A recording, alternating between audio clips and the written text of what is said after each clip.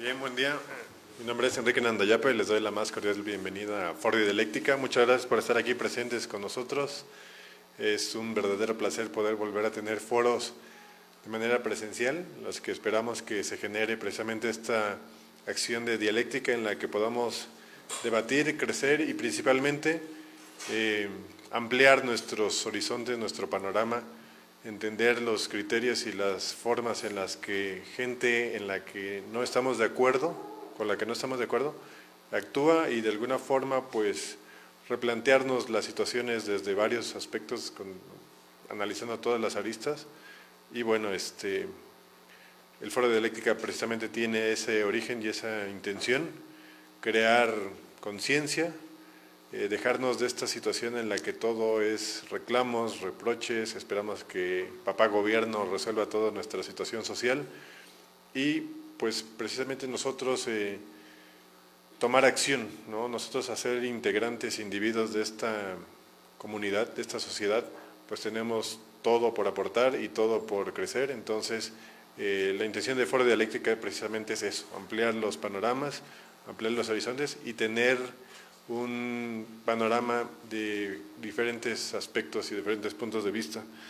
El día de hoy tenemos un tema que pues para mucha gente, en nuestro caso mucha gente, me refiero a los coletos, creemos que somos indiferentes y que no nos afecta, pero de alguna forma, como comentábamos ahora en una cápsula, el aleteo de una mariposa no puede generar grandes consecuencias como tifones y cosas así, ¿no? Según filosofías japonesas.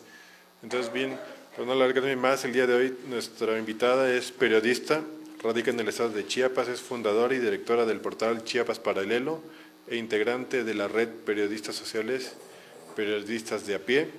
Cubre temas relacionados con la frontera, migración, pueblos originarios, movimientos sociales y derecho a la tierra, todo con un enfoque transversal de los derechos humanos.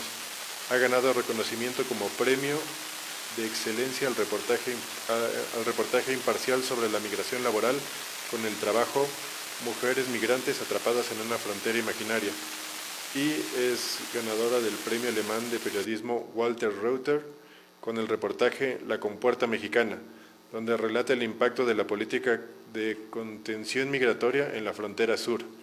Estudió la licenciatura de Comunicación Social en la Universidad Autónoma Metropolitana Plantel Xochimilco y la maestría de Educación en la Universidad Autónoma de Chiapas, UNACH. Damos la bienvenida a Ángeles Mariscal, muchas gracias por estar con nosotros. Por favor, adelante. El teléfono es todo tuyo. Gracias.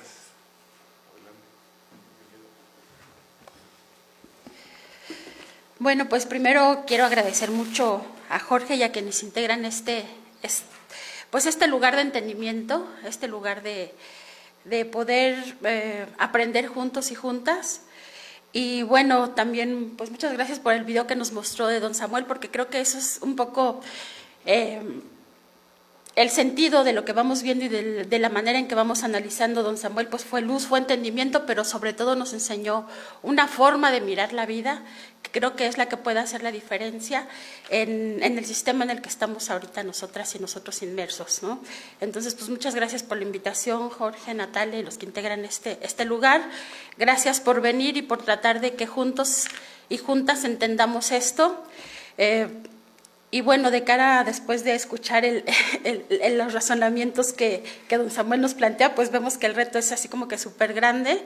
En mi caso, a través del trabajo periodístico he ido tratando de entender la vida y yo tengo muchísimas dudas, ¿no?, sobre la vida y sobre todo esto que estamos viendo y lo que vamos a ver, y quisiera que este fuera también un foro un poco de diálogo, que creo que es lo que se pretende, y de reflexión conjunta, y de tratar de ir entre todas y todos, ir acomodando como que esta forma de ver qué se está moviendo alrededor de nosotras y nosotros, y de ver qué podemos hacer, o de cara a frente de qué estamos, de quién estamos y de cómo podemos, si nosotros deseamos, si nosotras deseamos, poder reacomodar este sistema, que yo creo que sí se puede, ¿no? Es un reto así como que bien grande, pero yo sí creo que es posible. Bueno, hablar de la migración, nosotros aquí en esta zona fronteriza, en esta zona de la frontera sur, estamos acostumbradas a ver sobre todo a la migración centroamericana, ¿no?, que son pues básicamente nuestros vecinos del sur que tienen con miras el imperio del norte, ¿no? Porque creen que ese es el modelo de desarrollo, esa es la expectativa de vida que los puede colocar en una situación mejor. Entonces, esta migración centroamericana es la que ha atravesado el territorio pues durante mucho tiempo, últimamente de manera muy intensa, pero justo hace aproximadamente, lo vemos con mayor intensidad, aproximadamente hace como 3 años, creo que desde 2018, empezáramos a ver otras personas de otras nacionalidades que iban atravesando poco a poco el territorio mexicano sin quedarse, ¿no? Ahorita estamos en otra situación, pero era la población, vimos mucho, en un momento dado, mucha población que venía de África, ¿no? También en un momento dado población que venía de Asia y seguía su camino. Sin embargo, con mucho mayor intensidad en 2019, en 2020, y ahorita estamos en un punto álgido, por así decirlo, y no lo digo de manera negativa, estamos viendo los flujos migratorios de la población de Haití. Entonces, cuando empezamos a ver esto, pues fue así como que una sorpresa, porque creo que a pesar de vivir tan cerca y de ser parte de una misma región, no alcanzamos a dimensionar qué es Haití, dónde está Haití, lo que significa para nosotros y la forma en que también estamos hermanadas y hermanados, ¿no? Lo seguimos viendo así como que de manera muy lejana y a grado tal que, por ejemplo, cuando empecé yo a investigar y a hacer algunos trabajos sobre esta población, pues tuve que ir a un mapa, literal, y ver dónde estaba Haití. Y fue así como que descubrir nuestras propias carencias informativas y lo lejos que estamos a veces de nuestros propios vecinos. Y bueno, tuve que empezar a ver qué caracterizaba a Haití, cuál es su historia, porque como nosotras y nosotros sabemos, y lo tenía muy claro don Samuel, la historia también nos determina, bueno, la historia no nos determina, la historia sí nos da una manera de construirnos interiormente y de construir nuestra sociedad, ¿no? Y en este sentido, pues les comparto un poquito así súper breve de lo que he ido aprendiendo de la historia de Haití, ¿no? Y fue una de los primeros lugares a donde llegó la colonización española, ¿no? De hecho, esa isla que está en las Antillas tiene una mayor porcentaje de población que ahorita es República Dominicana y en el otro extremo está Haití. Es una zona un poco más montañosa que República Dominicana, que es más plana. Y bueno, ahí llegó unos años antes que a esta región donde estamos los españoles. De hecho, esa isla se llamaba La Española, ¿no? Y ahí habitaban indios taínos. Esos indios taínos, yo esa palabra solo la había escuchado en una canción, y entonces cuando descubrí que la población indígena que ahí se encontraba, pues era esa de que no sé si, repito, un poco lejana, pues para mí también fue una sorpresa. La historia o lo que nos narran los historiadores acerca del desarrollo de esta isla, ¿no? Es que los españoles llegaron ahí en un primer momento, pero como una zona de paso. Después llegaron a esta región de América y de alguna manera en un inicio lo que vieron ahí en Haití, pues aparte de ser una zona de paso, también empezaron un poco a ver las riquezas naturales que ahí había, ¿no?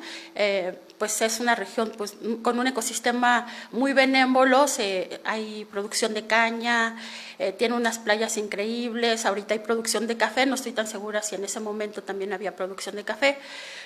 Pero bueno, en ese afán de búsqueda de riqueza, lo que hicieron los españoles en ese momento es ir poco a poco, a medida que iban llegando a esta parte del continente y a la región sur, deslumbrarse por esa otra riqueza que era el oro, y entonces fueron poco a poco abandonando la región de Haití, ¿no? La dejaron de alguna manera, pues como reserva o quizá abandonada, y eso dio pie a que en un momento histórico derivado de las relaciones de poder que se tenían en Europa, los franceses llegaran a colonizarla, ¿no? O sea, llegaron los españoles, la soltaron, por así decirlo, y posteriormente llegaron los franceses, que fue quienes finalmente establecieron ahí parte de su imperio, ¿no?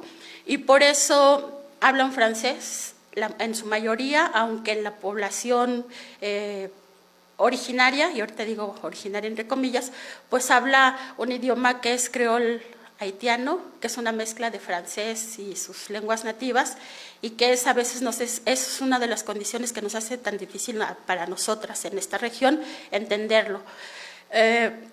Llega la colonización francesa y como seguramente nos han enseñado en la escuela, a diferencia de los españoles que empiezan como que a tener esta mezcla de población, ¿no? Empiezan a hacer, de alguna manera, a casarse o a tener familias con la población nativa.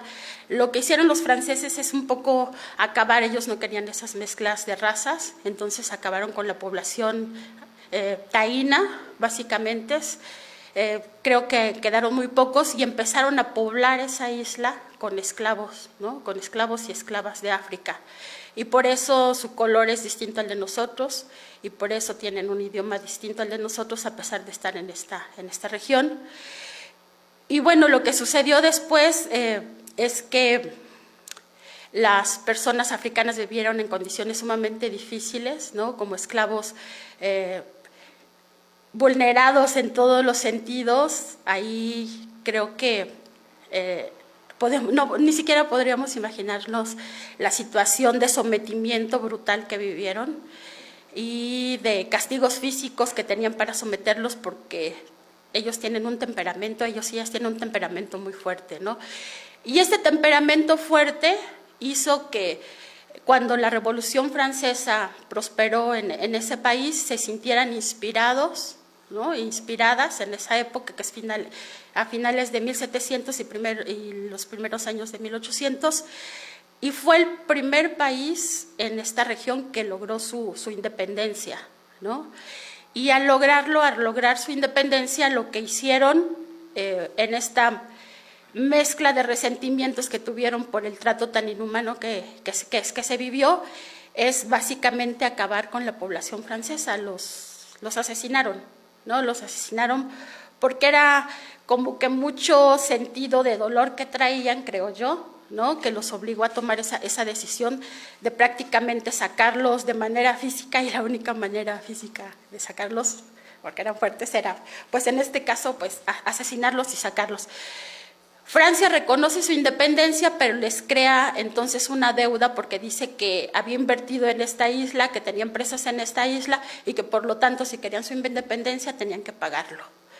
Y entonces es cuando se cree, algunos economistas creen que a partir de ese momento empiezan estas grandes deudas de las que nosotros también estamos muy conscientes, porque lo que se vivió en Haití y en esta región, las Antillas, pues es lo que vivimos acá, ¿no? Entonces los franceses exigieron como indemnización y como condición para reconocerle su independencia, una deuda que lograron pagar en 122 años. O sea, imagínense el tamaño de la deuda y el condicionamiento al modelo económico que a partir de entonces tuvieron, ¿no?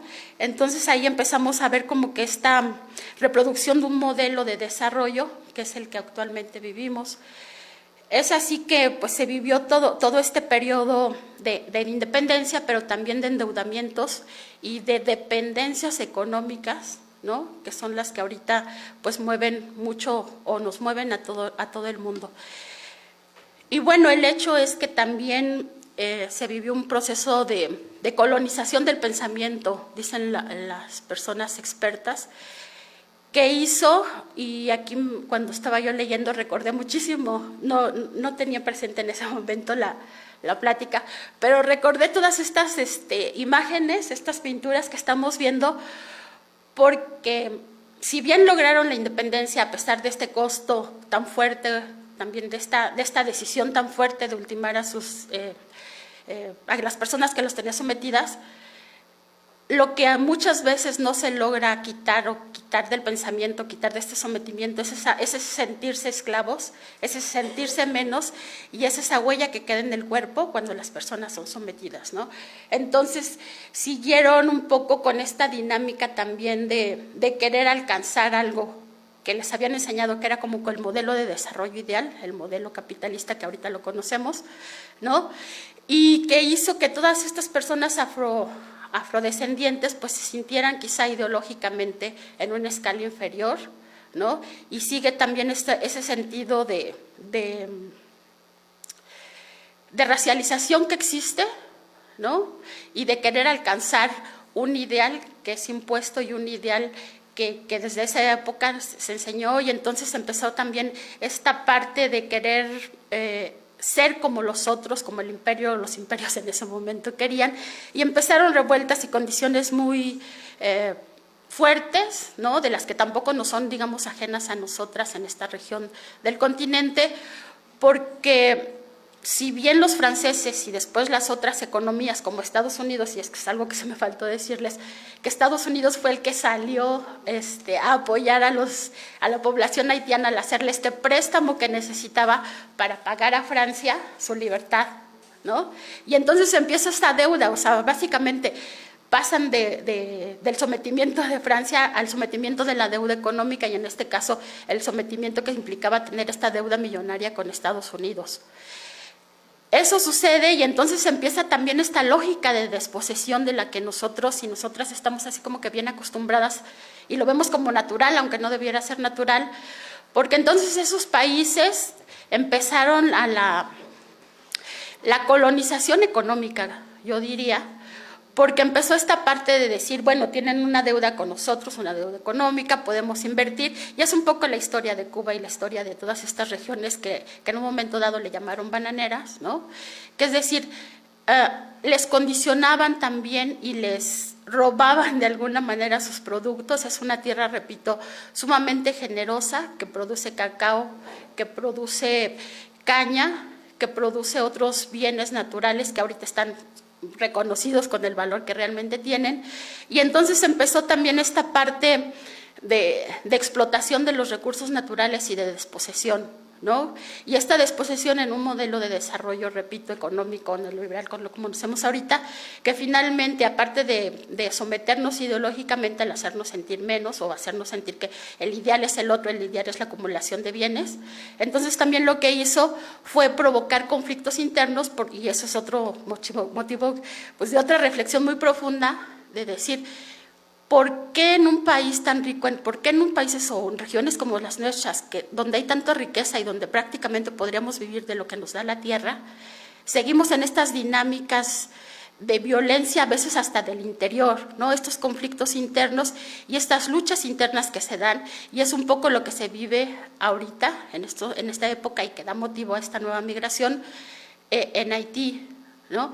Porque viene esta parte de dependencias económicas, de sometimiento económico, de conflictos internos, yo digo que provocados, ¿no? Porque también vemos que para que puedan realmente someter a la población muchas veces se trabaja desde dentro y se logran crear conflictos en esta lucha por la posesión de los recursos, y también se crean a grupos armados, ¿no? Entonces ahorita en Haití hay un problema muy grave de conflictividad interna, de golpes de Estado, de facto, de desequilibrio en los poderes, y sobre todo de estos grupos criminales, ¿no? Que están sometiendo mucho a la región como parte de este sistema de control de los territorios. Y si a eso le añadimos que por las causas naturales que también estamos viviendo y padeciendo en Haití se presentó el mayor, dicen, terremoto que ha afectado la historia, ¿no? Que fue en el 2010, o la historia del humano, porque yo creo que ha habido otros terremotos, pero bueno, en 2010 se presentó este terremoto que se suma a estas condiciones que les comento, y que según cálculos, porque es muy difícil, como ustedes y nosotros sabremos cuantificarlo realmente, pero dejó más de 300,000 personas muertas, ¿no? Y prácticamente el 70% de sus construcciones destruidas. Es decir, entra en este contexto que les digo de desposesión y de colonialismo interno y externo, además en una crisis provocada por este terremoto. Y entonces fue a partir de 2010 que empieza este éxodo, ¿no? Este éxodo de la población haitiana que se incrementó. Llegan primero a Brasil, Brasil en ese momento estaba construyendo la infraestructura que requería para los Juegos Olímpicos de 2016 y entonces estaba necesitando mano de obra por supuesto barata, ¿no? La que no tenía en su país. Y hizo ofrecimientos a la población de Haití de darles en ese momento visas, ¿no? Entonces llegaron grandes olas de población haitiana a Brasil. También llegaron casi de forma paralela a Chile, que entonces tenía como que una política que se llamaba, creo que solidaridad, y que se refería un poco a plantear a Haití como efectivamente una región que según los estándares económicos es la más pobre de toda esta región, y empezó a darles facilidades para que llegaran, ¿no? Para que llegaran, por una parte, los brasileños para que fueran la mano de obra para la infraestructura que se requería para los Juegos Olímpicos, pero por otra parte se requería también, también en Chile se les dio como que la apertura, y entonces empiezan estas grandes salidas de población haitiana que estaba ya afectada por la desposesión que estaba sufriendo por parte de los otros países. Por parte también empieza esta crisis, ¿no? Que le provocó el terremoto, y entonces al salir llega a estos países, y estos países básicamente cuando les dejan de servir, y así de brutales, cuando les deja de servir o políticamente o como mano de obra, los vuelve a expulsar, ¿no? Los vuelve a expulsar al negarles a partir de ese momento los estatus de regulación migratoria. Por ejemplo, Chile, con el actual presidente, empezó a decirles que si no comprobaban económicamente solvencia económica tenían que salir del país. Para comprobar solvencia económica tenían que tener, trabajo fijo, pero para tener trabajo fijo necesitaban tener regularizada su situación migratoria, y entonces, si se fijan, es un círculo. No te puedo dar la regularización migratoria porque no eres solvente económicamente, pero no eres solvente económicamente porque no puedes conseguir un trabajo formal, y no lo puedes conseguir porque no tienes la regularización migratoria. Es decir, los entrampó y hizo que empezaran a salir a través de programas de repatriación donde les exigía que una vez que salieran no podían volver a Chile al menos en 9 años, ¿no? Entonces, básicamente era regresar a estas condiciones en las que estaba su país, ya con una violencia mucho más exacerbada, o emprender esta ilusión que es el sueño americano. No me gusta esa palabra, pero muchos así lo ven y lo repiten. Y entonces es que a partir de 2018 empiezan a migrar hacia el norte, ¿no? En su ruta hacia Estados Unidos, y nosotros somos el paso de su ruta hacia Estados Unidos. Como 2019 hay como 5,000, el registro como de 5,000 haitianos, porque acuérdense también que hay un número importante de población migrante que nosotros no vemos, que logra pasar, y las estadísticas que tenemos solo son de los que logran detener, no los que las autoridades migratorias logran detener. Entonces, estas estadísticas oficiales de a quienes logran detener hablan de como 5,000 migrantes haitianos en 2019, poquito más. En 2020 hay sí, también como 5,000, no, en 2018 como 5,000, en 2019 como 5,000. Y después ya en 2020 empieza a desbordarse la situación, de forma tal que las últimas estadísticas, hasta noviembre, hasta octubre, hasta el mes de octubre de este año, es que hay 16,000, poco más de 16,000 personas migrantes varadas en México, ¿no? Estamos hablando solo de la población de Haití, 16,000 personas de Haití varadas en México. Hay otras que lograron pasar, y de esas 16,000 o más de 16,000 personas migrantes de 2021, se suman las otras que hacen un total como de 23,000 personas que están aquí, pues sí, estarían aquí en México, mayormente en la ciudad de Tapachula, aunque ya se está empezando a permitirles llegar a otros estados. Pero la cifra exacta que tenía registrada la Comisión Mexicana de Ayuda a Refugiados para octubre de 2021 son 23,448 personas que están solicitando refugio en México. Ahora, no es que las personas migrantes de Haití realmente quieran quedarse en México, ¿no? sino que aquí en el país, y esto lo hemos vivido y creo que esto sí ya es un poco más conocido, vivimos un proceso de contención migratoria muy fuerte y de contención migratoria militarizada, ¿no?, que impide que las personas migrantes de todos los países que quieran llegar a Estados Unidos a través de la frontera con México puedan llegar a Estados Unidos, y ese es un acuerdo que tiene Estados Unidos con México disfrazado de regulación migratoria, de acuerdos para el desarrollo, en fin, esos eufemismos con el que se establece que no se les permite pasar y que quienes son los policías en este caso son el gobierno mexicano, ¿no? El gobierno mexicano, hemos visto también muchísimas imágenes, no necesito contárselos, de todo. Si quieres, aquí ya le podemos pasar el bloque de videos, un poco para que vean de qué estamos hablando, o sea, de la cantidad de personas que estamos hablando. A veces nos dicen quienes argumentan cómo cambiar la dinámica de pensamiento de cómo vemos los mexicanos a las personas migrantes, que no pongamos este tipo de imágenes porque dice que espantan, ¿no?, y que crean una narrativa contraproducente y xenófoba o de rechazo hacia la población migrante. Pero realmente son miles de personas migrantes que están pasando por México y en estas condiciones tan difíciles. Y es entonces este país que está haciendo, les repito, está sirviendo todo el país y toda la infraestructura del país y las instituciones del país y las policías militarizadas del país, estar sirviendo como muro para que todas estas personas no lleguen a Estados Unidos, ¿no?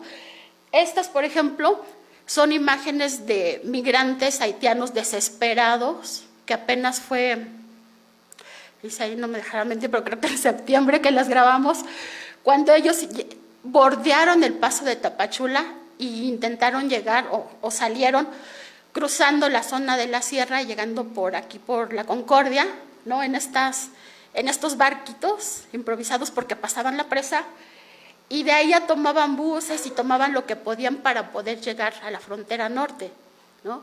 Cuando llegan a la frontera norte es cuando Estados Unidos aplica ya su propio filtro, y son las imágenes que nosotros vimos y que nos indignaron tanto, que es de esta policía fronteriza norteamericana sometiendo y nuevamente castigando a la población migrante haitiana en un así como déjà vu que nos recordó otra vez esta época en la que sometían a la población afroamericana esclava de esa manera, o al menos a mí sí me recordaron esas imágenes de la policía fronteriza a caballo y con látigos, otra vez latigando a los esclavos, ¿no?, a los esclavos negros. Para mí fue así como que el regreso de la historia, ¿no?, el regreso de todos esos siglos de historia.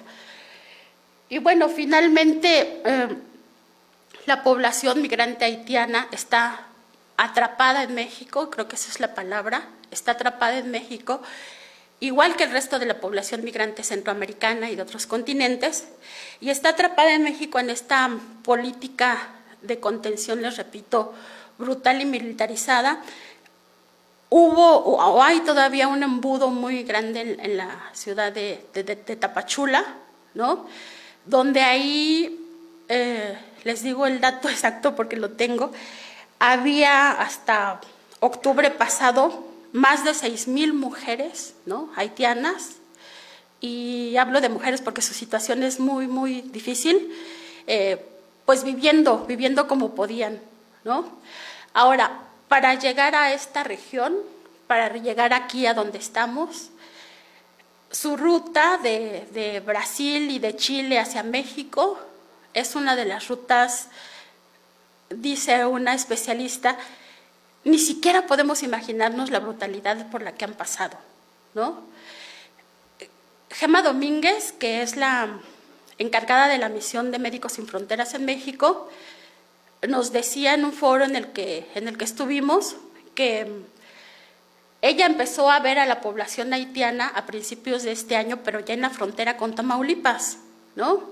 Y que entonces le preguntó a la población haitiana que cómo les había ido en su camino por México.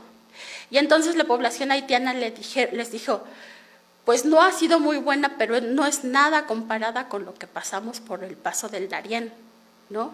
Y el Paso del Darién es una selva que está entre Panamá y Colombia, que tienen que pasar, Y las estadísticas, bueno, y entonces Gemma Domínguez menciona que se le hizo como que esas historias así de espanto de lo que le estaban narrando, y que entonces una misión de Médicos Sin Fronteras se dirigió a la frontera del Darién, a donde iban saliendo ya los migrantes, después de pasar en su tránsito de 7 a 15 días, y las estadísticas que tiene es que en solo 3 meses pudo registrar casi 300 casos de violencia sexual contra mujeres, ¿no? Y de violencia sexual donde decían, ellas narraban, que no solo vivían ellas la violencia sexual, sino que obligaban a los demás del grupo en el que iban a visibilizarlo, ¿no?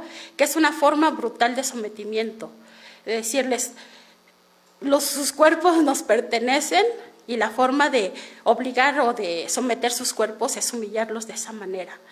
Entonces, sí o sí, era violencia sexual contra mujeres, también contra niños y hombres, pero mayormente contra mujeres, y además de eso, es un terreno sumamente complejo y difícil que hace que un número increíblemente de niños, no está cuantificado, de niños y niñas hayan muerto en el camino arrastradas por los ríos, ¿no? En lo personal, en las pocas veces que he platicado con mujeres, he escuchado al menos 4 testimonios de ellas hablando de eso. Entonces, es en estas condiciones en las que llegan las personas migrantes de Haití aquí a México. Permítame.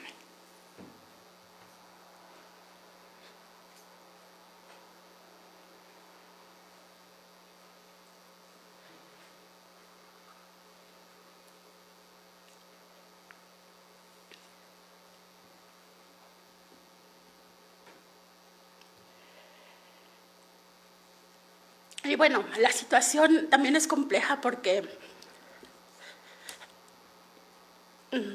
como que las personas mexicanas a veces no somos tan... disculpen, soy un poco chillona.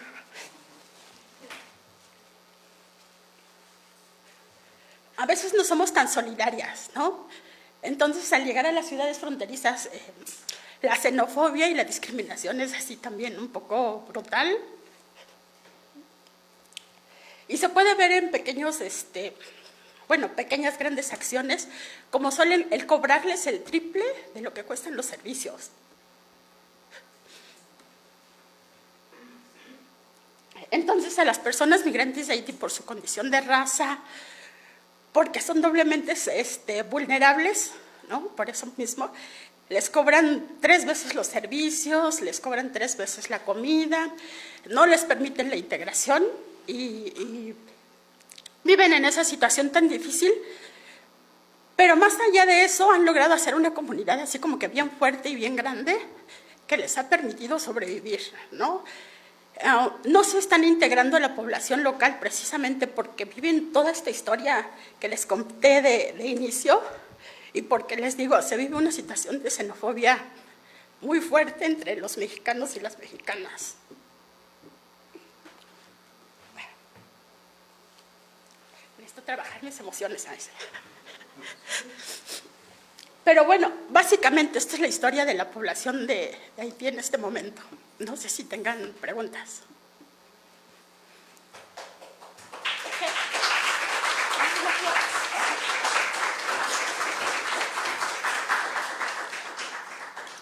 Sí.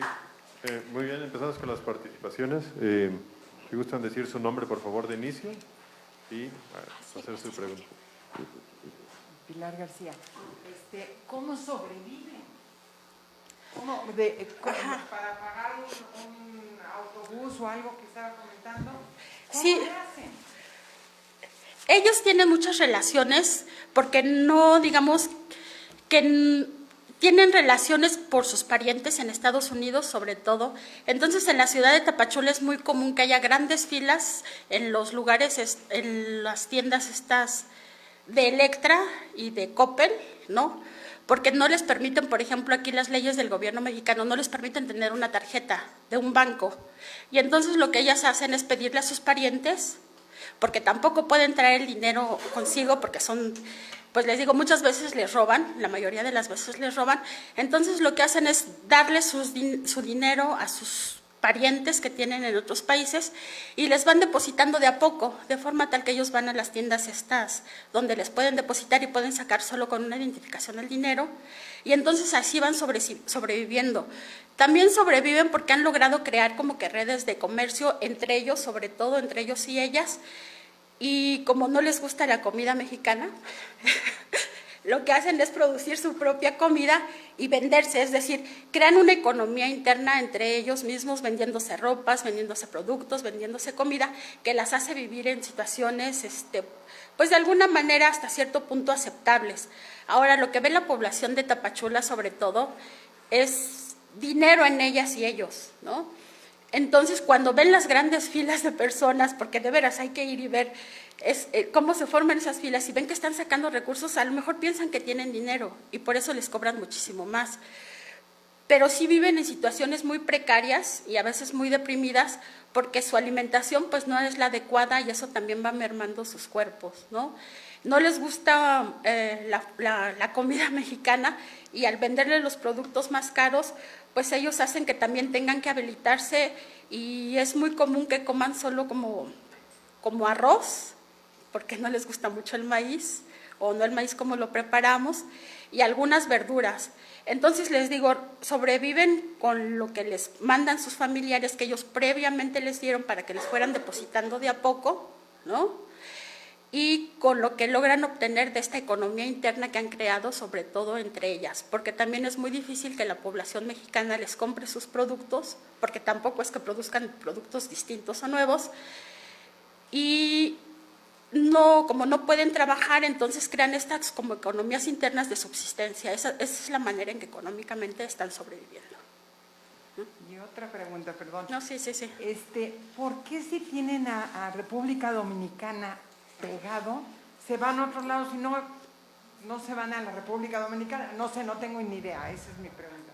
Sí, yo también me lo pregunté y después entendí un poco que geográficamente cuando intentaron controlar, y les estoy hablando hace siglos, a la población rebelde que se encontraba en esta, digamos que la isla, comparten la isla, pero la parte donde está Haití es más montañosa y era más proclive que ahí se refugiaran los rebeldes, ¿no? Entonces lo que hicieron estos rebeldes cuando empezaron a ser sometidos es mandarlos a la parte de lo que ahorita conocemos como República Dominicana, porque por su geografía hace que fueran más controlables, ¿no? Sin embargo, estos rebeldes regresan a la zona más montañosa y empieza también a haber esta conflictividad interna que nosotros conocemos, ¿no? O que se vive, y empiezan incluso a haber invasiones porque los que se quedaban de este lado eran los que de alguna manera ya estaban sometidos, estoy hablando de República Dominicana, y los otros eran los rebeldes y empiezan a haber conflictividades internas. Entonces, por eso hay como que diferencia de desarrollo, porque también hay que recordar que una de las formas de sometimiento es favorecer a quienes son dóciles económicamente y castigar a quienes son rebeldes. Entonces, en estas dinámicas económicas o macroeconómicas, lo que hacen los países es beneficiar a República Dominicana de alguna manera y castigar a Haití, quitándole recursos, y eso también es muy común que nosotros lo vivamos, ¿no? Y eso crea una conflictividad interna, ¿no? De alguna manera entre estas dos naciones, porque existe todavía esa memoria de las veces en que se disputaban estos privilegios que habían. Y tampoco es que República Dominicana sea como que el imaginario que ellos quieren o al que aspiran llegar, y es ese sueño norteamericano de pensar que cuando lleguen allá van a vivir mejor. Entonces es así como si dijeran quizá a los guatemaltecos, ¿por qué no te quedas en México? ¿No? Van a decir, pues a lo mejor porque México está pues igual con las mismas carencias que Guatemala. Y entonces por eso siempre aspiran al norte, aspiran a ese sueño, aspiran a lo que creen que es mejor según esa colonización del pensamiento al que estamos todas y todos sometidos. Entonces, entre los rencores históricos que hay entre esas dos naciones y la aspiración que tienen de llegar a un ideal neoliberal o capitalista, es que les impulsa a irse a otros países que ellos creen es mejor, ¿no? Entonces por eso no se quedan ahí y por eso siguen avanzando hacia ese sueño, porque es un sueño, creo yo.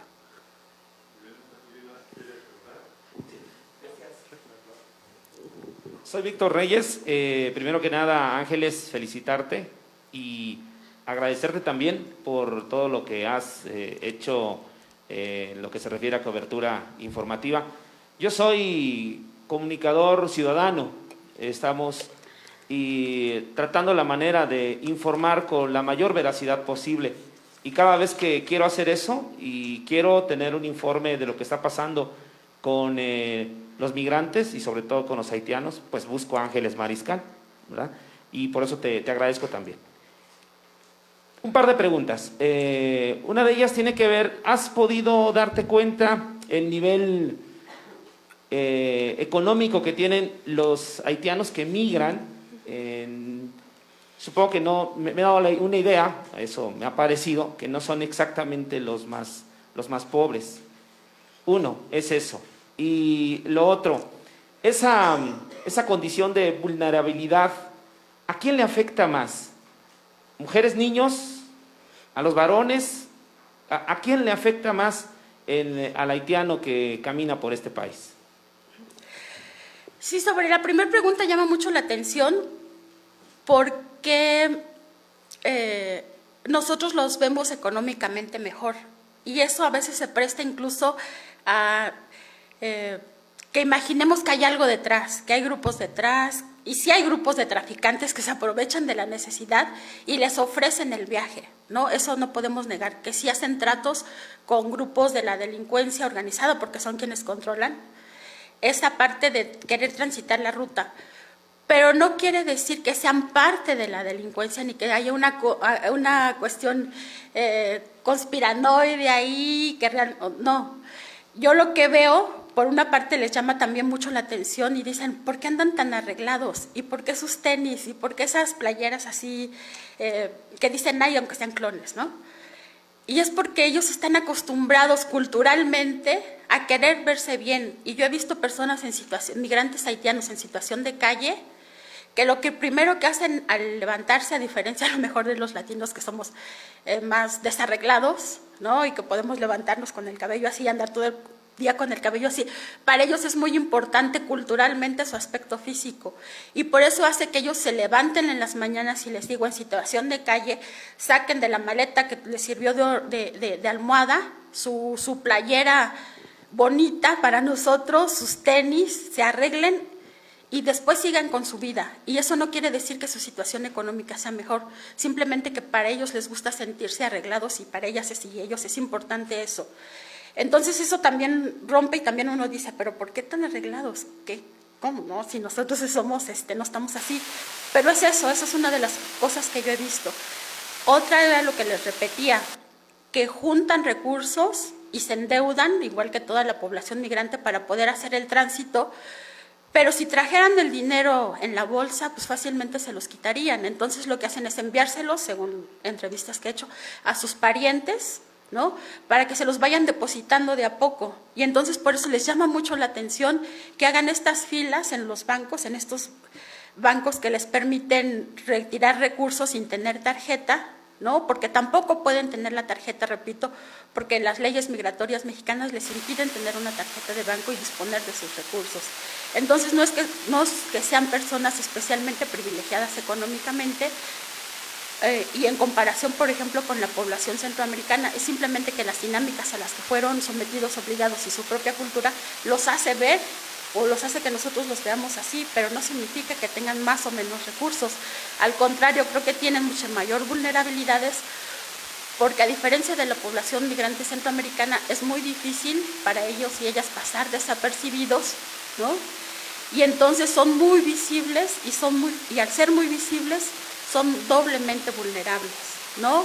Porque es mucho más fácil para estos grupos de la delincuencia que a veces los secuestran y los extorsionan, ubicarlos y decir, pues tú sí eres migrante y tú sí tienes dinero, porque es el dinero que juntaron para su viaje o del que pidieron prestado para su viaje.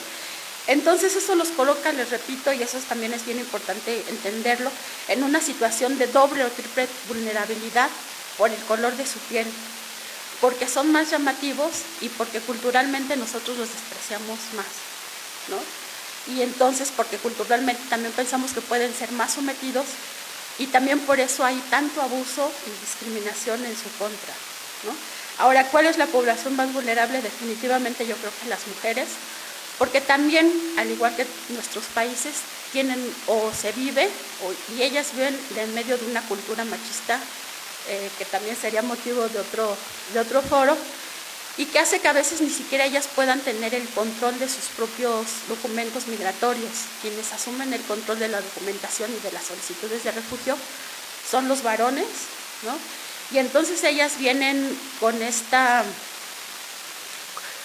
vulnerabilidades del viaje, que les repito que son el abuso sexual, el ver a sus hijos perdidos, ¿no? Que es algo muy fuerte, esta cultura machista que hace que les sea sumamente difícil también emocionalmente enfrentar, por ejemplo, las entrevistas de elegibilidad que les impone la Comisión Mexicana de Ayuda a Refugiados. Y ese es otro punto del que me faltó comentarles, que al implementar esta política de contención migratoria brutal, lo que hizo el gobierno de México es darles de alguna manera falsas expectativas de que pueden acceder a un refugio. Y digo falsas expectativas porque la realidad así lo indica. Si bien legalmente pueden acceder al refugio, todas las condiciones que hay alrededor les impiden acceder a él. Por ejemplo, hay ahorita 190,000 solicitudes de refugio entre población haitiana y población centroamericana y de otros países, ¿no?, que están procesando 48 analistas de la Comar. Imagínense, y son cifras que me dieron de la propia Comisión Mexicana de Ayuda a Refugiados. Voy a sacar un reportaje donde hablo exactamente de las cifras. Entonces, hay 48 personas analizando 190,000 solicitudes de refugio. Eso es una manera de decirles, espérate en la fila y en 3 años, literal, te resuelvo. Y mientras, arréglate como puedas. Porque eso es, al no permitirles trabajar, al no permitirles tener siquiera una tarjeta en la cual puedan disponer de sus recursos, al no permitirles avanzar y al tener esta parte de solicitudes detenidas, es una forma de decirles, pues nada más estamos ahí como que entreteniéndoles. Y entonces esa es otra de las realidades que viven y que hacen que su desesperación sea muy grande. Hay todas estas solicitudes de refugio que humanamente es imposible que pueda resolver la Comisión Mexicana de Ayuda a Refugiados, en el caso de que les diera la solicitud. Y hacían las organizaciones un comparativo de los recursos que este gobierno le está dando, por ejemplo, a la Guardia Nacional y al Instituto Nacional de Migración, que son quienes lo someten, o sea, son la mano dura de las autoridades migratorias, y es 10 o 15 veces más que el presupuesto que le están dando al Comar. Y se ha incrementado el número de agentes migratorios militarizados ya, que están deteniendo a los migrantes, aun cuando su uniforme sea su pantalón caqui y su playera blanca. Las tácticas y estrategias que están utilizando para detenerlos son estrategias militarizadas, y eso es muy fácil verlo cuando uno ve los operativos y ven cómo los están envolviendo físicamente y cómo los están sometiendo físicamente. Y entonces, si se le está dando millonarios recursos al Instituto Nacional de Migración y a la Guardia Nacional para contenerlos, y se les está dando una mínima parte a la Comisión Nacional de Ayuda a Refugiados, que les digo, se ve clara y cuantitativamente en el hecho de que solo tienen 48 analistas de elegibilidad de la población migrante, entonces aquí se ve claramente, les repito, que no es la intención de este gobierno darles refugio. Si fuera la intención de este gobierno darles refugio, crearía toda la infraestructura y todas las condiciones para que pudieran acceder a ellos, y no se los está dando. Y por eso están detenidos en esta frontera, y por eso están viviendo en las condiciones de esta frontera, porque también, a diferencia de la población centroamericana, la población migrante haitiana está acostumbrada a quedarse por largas temporadas en los que se abastece y se fortalece, como lo hicieron al quedarse 4, 5, 6 años en Chile o en Brasil y después continuar. Entonces, cuando he platicado con ellos, dicen, sí me puedo quedar en México porque definitivamente en México hay mejores condiciones de las que hay en su país. Pero ¿cómo se quedan? ¿En qué condiciones se quedan si no pueden trabajar? O sea, si no, es exactamente la misma retórica que les impuso Chile. No pueden trabajar porque no está regularizada su situación migratoria. No está regularizada su situación migratoria porque no se les está permitiendo regularizarla por las mismas condiciones que les digo de la Comar. y entonces tampoco tienen medios de vida o medios de subsistencia. Entonces es un círculo en el que están envueltos de ni siquiera darles o sea, sí estás aquí, pero no te doy las condiciones para que estés aquí, ¿no? Es básicamente ese es el mensaje, quédate como puedas, ¿no? Pero no te estoy dando las condiciones para que te quedes, porque simplemente ni siquiera pueden tener un trabajo, o ni siquiera pueden acceder a un trabajo. Y también tienen la vulnerabilidad del idioma, porque por las mismas condiciones de desarrollo que han tenido, son pocas las personas que hablan español, y entonces los empleadores también podrían justificar y justifican, ahorita que hay un programa del ACNUR de reubicación de personas que ya accedieron, de decirles, sí, te puedo conseguir trabajo en empresas de esas explotadoras, pero bueno, pero necesitas hablar español, ¿no? Y entonces toda esta población migrante haitiana, no la mayoría, y estoy hablando de la gran mayoría, a pesar de que vivieron en Chile y en Brasil, sí entienden, ¿no? Sí entienden un diálogo, pero es muy difícil que puedan hablar o que puedan entablar una conversación de manera fluida, y ese también es otro obstáculo. Pero entonces, les repito, es también ese círculo vicioso de tenerlas nada más ahí esperando, pues, no sé qué, ¿no? O sea, no sé qué alternativas pudieran tener, salvo que la población mexicana empezara como de alguna manera a asumir que también por solidaridad, porque nosotros estamos en las mismas condiciones, pues sí podríamos facilitarles mucho su estancia en este país. Quizá no con un trabajo formal, ¿no? Porque pocas personas podríamos ofrecerles un trabajo formal, pero sí podemos ayudarlas a dinamizar su economía y sobre todo a crearles mejores condiciones.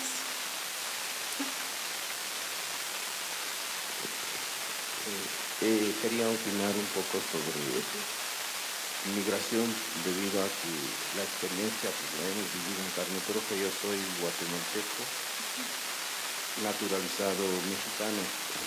Estas experiencias de este éxodo lo viví en los momentos de represión en Guatemala. Así como se hacían las filas como en Patacula, así se hacían en la frontera, en Calimán, en la parte de Guatemala. Un día me llevé a mi papá para que viera cómo era la situación y no puedo descifrar qué cantidad de personas, pero puedo calcular que eran unos 10,000. La corrupción de migración mexicana en ese entonces era muy fuerte y les decía, bueno, si me das aquí $50 te dejo pasar. La cantidad de gente que pasaba era mucha, la cantidad de dinero que se robaban las autoridades era demasiado. Y así, viviendo este éxodo igual que los haitianos, pues yo pude lograr mi estadía aquí en San Cristóbal y seguir. Y la idea que he tenido siempre es de colaborar con mi gente, de informarlos, como dicen ustedes, como comunicadores sociales, pues se puede hacer una campaña bastante grande de informarles la realidad de lo que se vive. Yo le digo a mis paisanos, no tienen necesidad de pagar una persona que les dé las indicaciones cómo pueden viajar, es muy sencillo. Y pueden atravesar las fronteras porque ahora no hay control. No hay control. Yo que viajo continuamente a Guatemala, paso por la Mesía y mexicanos y guatemaltecos pasan sin ningún control, por Carmen-Chan, por la parte de San Marcos, en la zona de Tacaná igual, para evitar este enriquecimiento ilícito de los llamados polleros y de la gente que está en el gobierno, que tienen esta complicidad.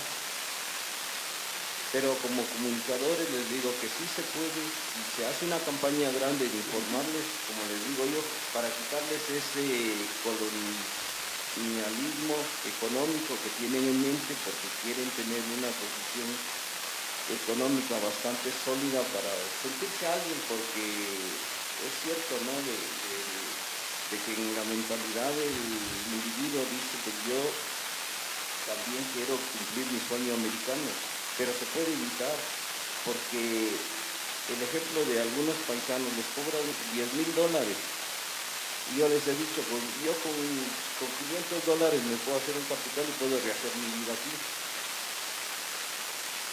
Entonces, de esa manera he tratado de cooperar, de informarles, de decirles, no alimentemos ese sistema de corrupción. ¿Por qué? Porque podemos. Yo viví 20 años en Italia y el mismo éxodo que se vive aquí como población haitiana, lo mismo vivían los africanos y los asiáticos para entrar a Italia. Así como se veían aquí estas barcas improvisadas, así eran los gomones en Lampedusa, que la policía estatal de Italia los desinflaba en medio del mar y se ahogaba la mayor cantidad de personas. En Sicilia igual, se hablaba de la complicidad de Gaddafi y no me recuerdo qué otros gobiernos eran los que recibían esos beneficios con esas mafias que se formaban en sus países para llevarlos a través del mar. Cuando yo viví en Italia, yo regresé hace 12 años, pero en el 2000 ya se hablaban 2000 lenguas diferentes al italiano y al romanesco. Entonces, con esa experiencia siempre le dije a mi gente, váyanse a donde quieran, pero no le paguen a ninguno. Si quieren irse a Europa, basta que se compren un billete de avión de ida y vuelta, abierto por un año, y no tienen que pagarle a ninguno y se quedan en cualquier país para no pasar ese éxodo. Entonces, como experiencia, al haber descubierto, al haber viajado por muchos países, pues siempre fui descubriendo la forma de poder viajar. Yo, por mi forma de ser, tenía dificultad con las autoridades italianas porque me decían que era colombiano y me decían que dónde estaba la droga que yo llevaba, y siempre era esta discriminación tan grande. Me quitaban los zapatos, me bajaban los pantalones y era terrible. Todas estas experiencias en las estaciones de metros, la misma cosa, que venga para acá, vamos a ver qué trae, a registrar maletas y todo. Cuando veía, bueno, al final yo logré mi documentación, regularla como debe ser, para no sufrir todos estos atropellos de todo tipo de autoridad y todo tipo de delincuencia organizada que hay.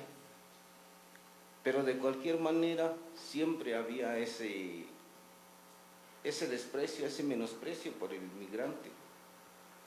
Cuando yo intenté por mi lado hacer una actividad, no pude porque el 70% le iba al Estado italiano.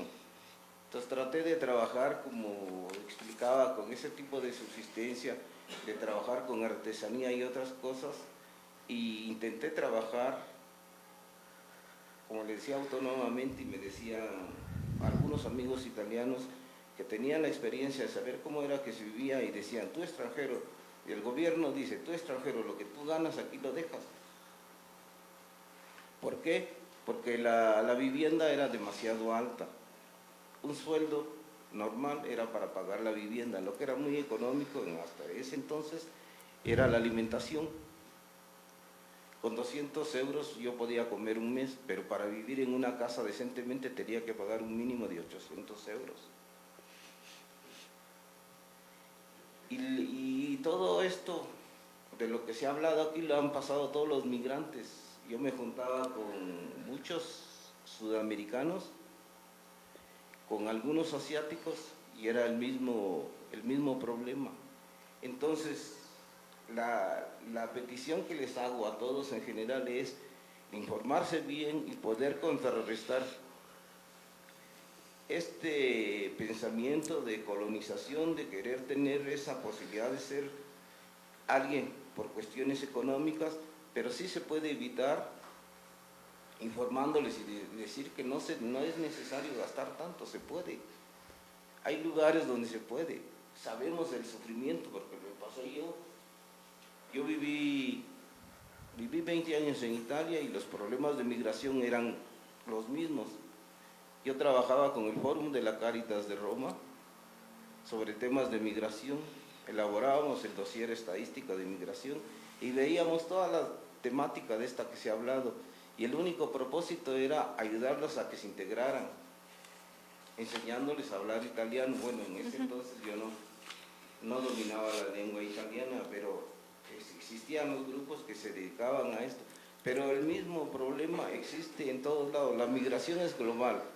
Se va uno a cualquier país europeo el mismo problema de migración, el mismo problema aquí en México y el mismo problema en cualquier otro país de Latinoamérica. Entonces, si ustedes que tienen esta posibilidad de poder comunicar, pues yo les sugiero que se haga una campaña así de información para poder contrarrestar este tipo de éxodos.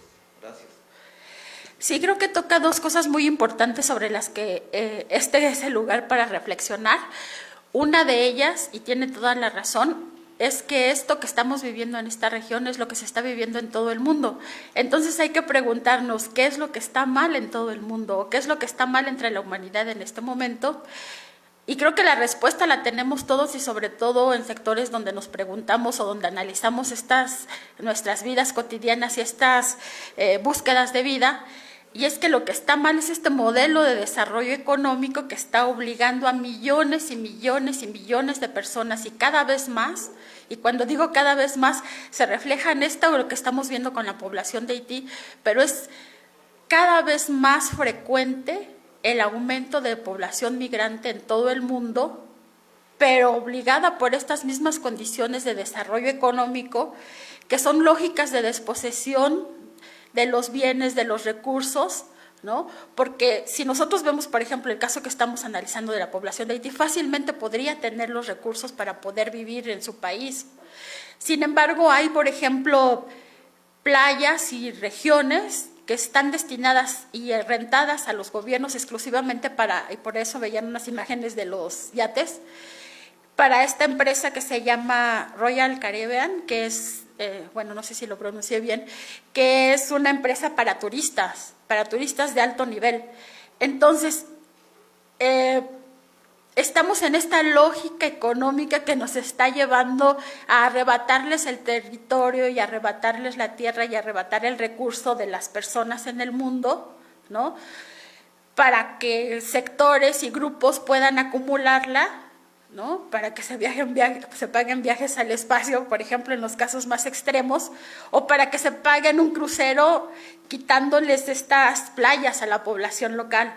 Entonces, lo que está mal, creo yo, es esta dinámica económica que nos está llevando justo a la despoblación, justo al despojo, justo al extractivismo y a la salida de estas personas a quienes se les está arrebatando su tierra, sus bienes, su territorio y sus medios de vida. Entonces sí, esta población migrante aumenta año con año de una manera desorbitada y la respuesta aquí está. Ahora, ¿qué hacemos con este modelo? ¿Cómo vivimos este modelo? ¿Cómo desde nuestras profesiones y de nuestra vida cotidiana seguimos reproduciendo este modelo? Creo que ese es uno de los puntos en los que se tiene que reflexionar como ciudadanía y como personas, porque todas sí tenemos un poquito de posibilidades de cambiarlo. Y el otro punto que mencioné y que se me hace bien importante también dejarlo claro en la mesa, es que si ya la población está saliendo, aparte de buscar que nuestras prácticas no sigan reproduciendo este modelo de despojo, de desposesión y de aspiracionismo colonialista, es empezar a asimilar a las personas y empezarlas a asimilar y a albergar de una manera, repito, de la forma más humanamente posible, ¿no? Esto es muy complejo porque también esta parte de ser pobres y dejar que venga el pobre, y digo pobre entre comillas porque hay que analizar desde el concepto de pobreza. O sea, ¿realmente somos pobres? ¿Quién sabe si realmente seamos pobres? Porque tenemos para comer y tenemos, muchos de estas regiones son bendecidas porque tienen alimento en su traspatio. Entonces, ¿realmente esa es la pobreza? Yo me lo preguntaría. Pero aún así, repito, es esta parte de asimilar y de acoger y de integrar a estas personas, y a veces esta parte de sentirnos pobres es verlos como rivales, que es un poco lo que se vive y el origen de la discriminación y de la xenofobia que nos atraviesa a todas y a todos, y que hace que veamos que a las personas que vienen las rechacen en mucha medida las rechazan porque piensan que es una competencia por los recursos, es una competencia por el trabajo, y entonces hay muchos comentarios, si uno ve las redes sociales notas de migración o comentarios que hablan sobre las personas migrantes, dicen que se vayan a su país, nos vienen a arrebatar nuestro trabajo y el gobierno todavía les da recursos y esos recursos son de nosotros. Es decir, esta dinámica colonialista, neoliberal, hace que luchemos por nuestras miserias, que ni siquiera son nuestras miserias. Y eso es mucho el origen de la discriminación que sufre la población migrante. Esta lucha por los recursos que no debería de darse, ¿no?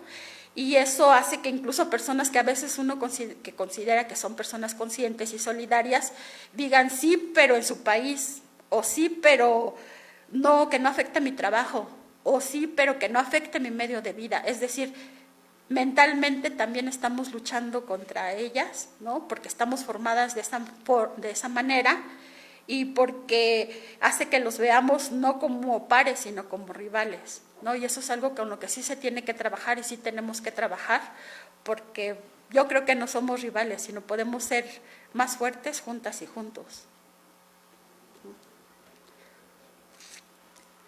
Bueno.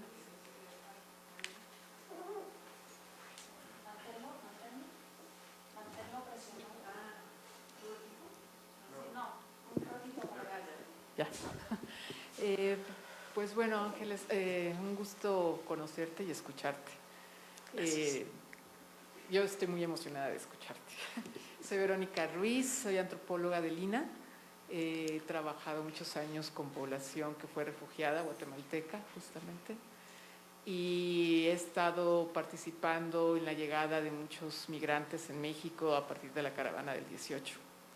Entonces, entiendo el momento en que uno se quiebra, porque no puede uno entender cómo los demás no pueden conmoverse de ver que las mujeres tienen que cargar a sus hijos 30,000 kilómetros para llegar a la Ciudad de México, ¿no? Y que les digan que son crueles porque no les están ofreciendo estabilidad a los niños, ¿no? Los están enfermando, ¿no? Cuando están buscando, ¿no?, lugares de llegada donde poder vivir mejor, ¿no?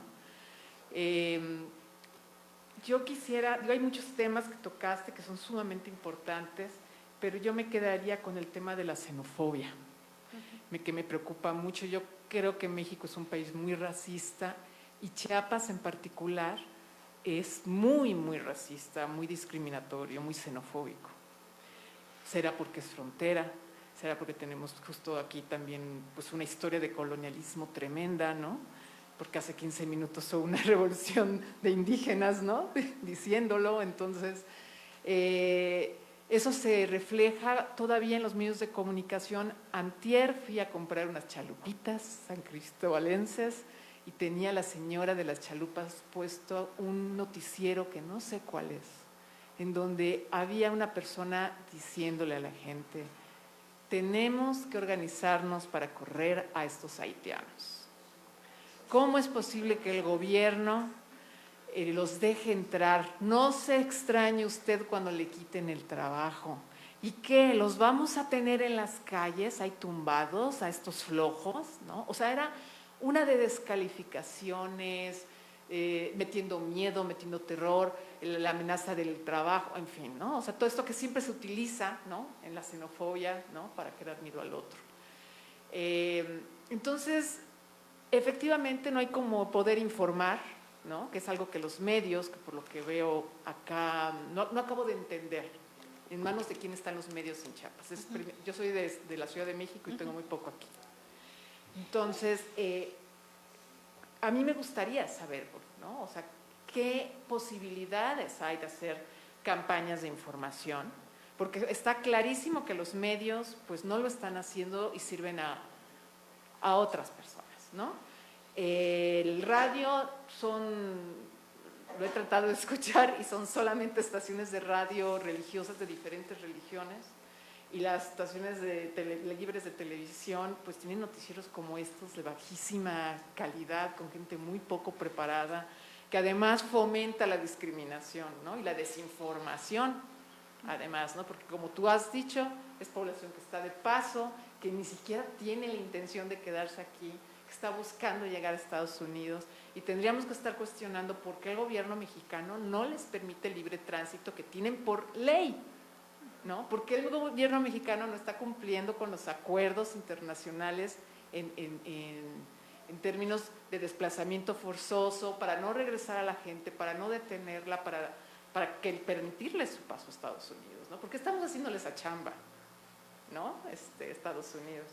Entonces, pues bueno, sobre esto, sobre el tema xenofóbico y sobre la ley de comunicación, que yo no sé si es nacional y se aplica igual en todos los estados, porque a mí me parece que yo como sociedad civil, si pudiera poner una demanda contra este locutor, o sea, lo haría. Eso. Sí, sí. Sí, a veces dan ganas de hacerlo. Pero ahorita si quieres, crea Antonelli. Antonelli.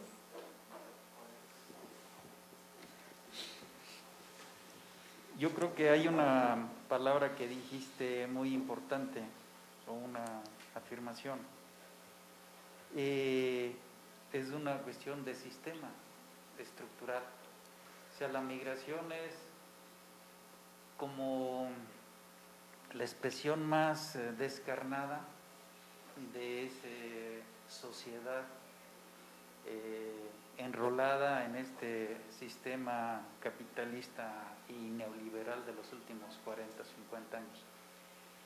Y justamente eso hace que las burbujas que se han beneficiado a nivel planetario pues sean unas burbujas atrayentes para esta población del mundo, Europa, Estados Unidos, etcétera.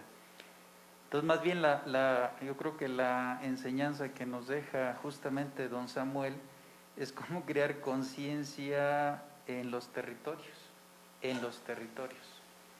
sobre este modelo, y la solución temporal y económica y tal vez materialista pues sea ir a buscar esa fuente de empleo a Estados Unidos. Pero también en Estados Unidos hay pobreza. 12 millones de estadounidenses duermen en la calle en 3 metros cuadrados y duermen en el coche estacionado ahí. Entonces yo creo que, y bueno, esta estadística que nos da en 2018, 2019 Oxfam, donde cómo está concentrado el 90% de la riqueza del planeta en un 10% de la población del mundo. Y si nos vamos todavía a meterle tijera, pues tal vez en 1% los grandes consorcios. Entonces esto es muy importante analizarlo, es decir, al final la solución temporal, etcétera, pues sí es la migración, pero esa migración tiene un alto costo humano en todos los sentidos, ¿no? Entonces, y cuidado, San Cristóbal tiene varias burbujas. A mí me parece que una burbuja son los andadores. O sea, si esos andadores no le dan algo de lo que queda del turismo a los barrios de San Cristóbal, y San Cristóbal no le da algo a Tenejapa, a Huistán, a Sinacantán como un corredor, etcétera, pues ahí están los sicarios de las motocicletas y van y te matan en el centro, ¿no?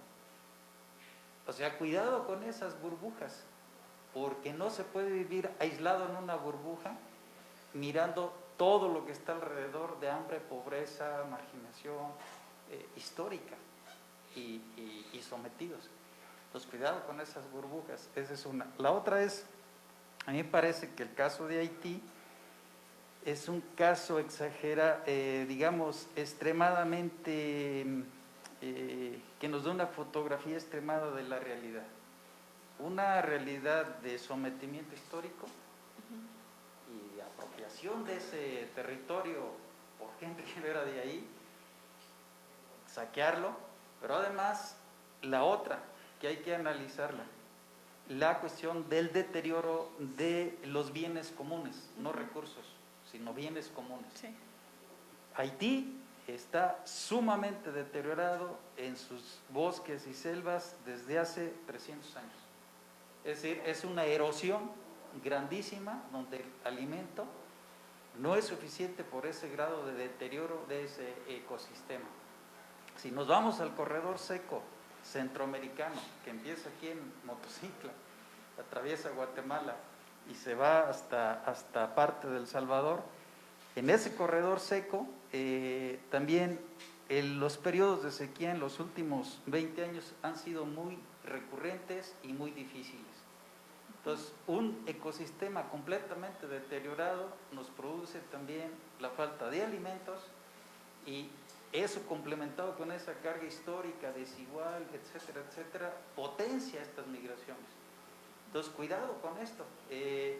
Y una última cosa, a mí me parece que la política estadounidense con la mexicana es sumamente certera para desincentivar esa migración psicológicamente. O sea, es un asunto psicológico. De entramparlos, igual que lo hizo Chile, de entramparlos en este dato que dices, 48 personas para 190,000 solicitantes. Pues esa es la trampa, ¿no? Y además hay un experto ahí internacional que está al frente de la Comar que sabe hacer estas cosas, ¿no? Entonces, pues cuidado con esto. Y una última cosa, Haití también en esta cuestión de violencia, o sea, la violencia también es parte de la desestructuración del sistema capitalista. Haití, todo este corredor de estas islas caribeñas, es un gran corredor de narcotráfico. La última cifra que dieron investigadores de Estados Unidos el 6 de enero del 2020 en la antigua Guatemala, que estuvimos ahí en un congreso, son 2.500 toneladas de cocaína que salen de Colombia y se van vía esta ruta, vía el Pacífico y vía Chiapas, Quintana Roo, pasando por todo Centroamérica. Y hay una cuestión importante, lo que más les preocupa a la gente de Estados Unidos, ahí lo dijeron, es que hay mucho dinero del narcotráfico.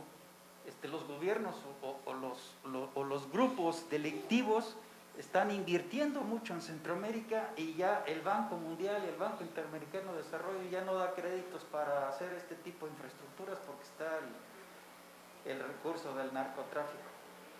Entonces el narcotráfico también lo están viendo como unas ganancias extraordinarias. La pregunta que yo les hice, oye, pero ustedes se quedan con el 70% en Estados Unidos, porque esa fue la cifra, y el otro derrame centroamericano, mexicano, etcétera, se queda con el 30%. Entonces, en Estados Unidos no hay narcotraficantes. O sea, yo no he escuchado en la prensa que hayan metido a un estadounidense a la cárcel por estar vinculado a los cárteles de Centroamérica, Colombia o mexicanos, y entonces pues hay un problema. Y esta cuestión del narcotráfico, cuidado con el corredor transísmico. El corredor transísmico sí es para transportar mercancías, pero creo que es sobre todo para poner a cada 100 metros o cada 50 metros un elemento de la Fuerza Armada ahí para contener la migración, y ahí no pasa nadie. O sea, esos 120, ya no recuerdo, kilómetros entre Coatzacoalcos y Salina Cruz, es una cuestión de control geopolítico para la migración, narcotráfico, y dejar pasar lo que sí puede pasar, lo que ellos quieren que pase. Sí. Es decir, no lo que las leyes dicen que no, lo que ellos quieren que pase, porque esto es un gran negocio, pero en grande. Entonces cuidado con la bisagra, porque entonces la bisagra va a ser corredor transísmico, Chiapas, parte de Tabasco y la península, y de ahí para abajo. Entonces vamos a estar en medio nosotros de esa bisagra y de ese nuevo orden geopolítico, ¿no? Y eso hay que entenderlo, Sí. o si no nos perdemos, pues, ¿no? Gracias. Sí, nada más me gustaría responder a la pregunta de la compañera de los medios acerca de los medios de comunicación. Yo a veces trato de entender a mis colegas porque, a pesar de que tienen el contacto directo con esta población, siguen teniendo muchos y muchas ese pensamiento, y por qué siguen reproduciendo a veces en sus notas, en sus textos, en sus piezas periodísticas este pensamiento xenofóbico. Y creo yo o sea, no es justificarlos, pero creo que también estamos formados de igual manera de un pensamiento colonialista, ¿no? Donde también nos vemos como rivales y donde a veces es muy difícil separar, a menos que se trabaje internamente muy fuerte, en cambiar esta narrativa y en tener otra narrativa más transversal y más social. Entonces, por una parte, a nivel individuo sucede esto, ¿no? Que les es muy difícil como que romper ese pensamiento que tienen y esta cultura y esta formación que se tiene. Y también hay que entender la dinámica de los medios de comunicación, que es ganar recursos en la mayoría, ¿no? No digo en todos, pero la mayoría de los medios de comunicación su objetivo es ganar recursos a través de cosas llamativas, escandalosas, a veces poco preparadas, porque no hay otra forma o no ven otra forma de hacerse de bienes, y para ellos también a veces los medios de comunicación funcionan como una empresa que debe tener esta lógica de ganancia, y entonces por eso es difícil que rompan este esquema, a pesar de que repito, a veces sí me sorprenden algunas publicaciones de mis colegas porque están viendo la situación de primera mano y nuevamente reproducen discursos poco humanitarios y con poco énfasis en la parte de verlo como humanos, como parte de los derechos de las personas, ¿no? Entonces, nos cuesta porque si hacemos un análisis interno, pues a todos nos cuesta también entendernos y quitarnos esta parte, ¿no? Y de vernos como pares, ¿no? Entonces, es la forma en que yo trato o entiendo un poco cómo funcionan los medios, y por eso es tan difícil romperlos, porque hay que romperse desde adentro y después ir cambiando toda la estructura que tienen los medios.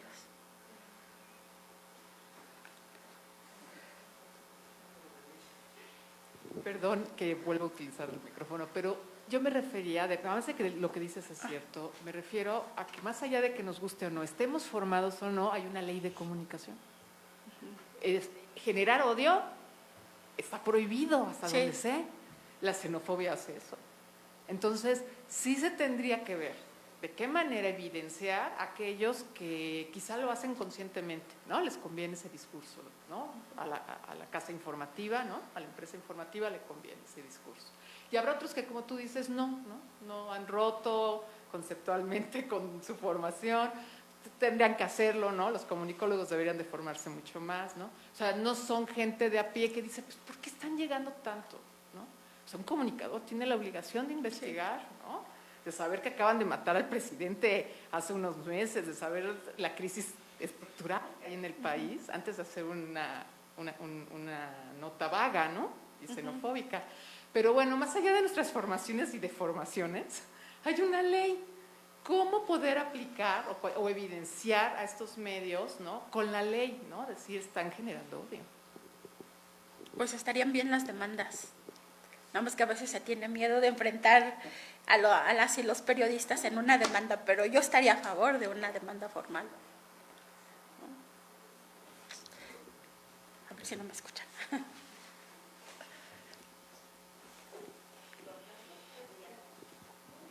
Bueno, buenos días, Ángeles, gracias por tu investigación y toda la información que nos trajiste, tan nueva, tan fresca.